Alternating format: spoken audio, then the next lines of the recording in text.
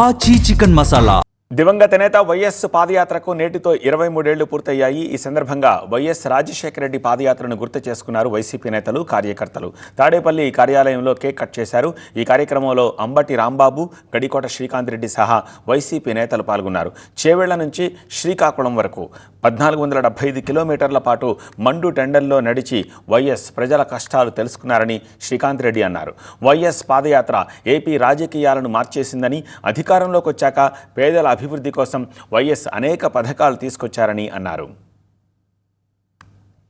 రాష్ట్ర రాజకీయాలలో పెను మార్పులు తీసుకొచ్చి పేద ప్రజల యొక్క విషయాలలో తలెత్తి గౌరవంగా తిరిగేటువంటి పరిస్థితి కల్పించినటువంటి పాదయాత్ర అది. మనం ఇప్పుడు కూడా నెక్స్ట్ జనరేషన్ కూడా చెప్పదలుచుకోవాలి.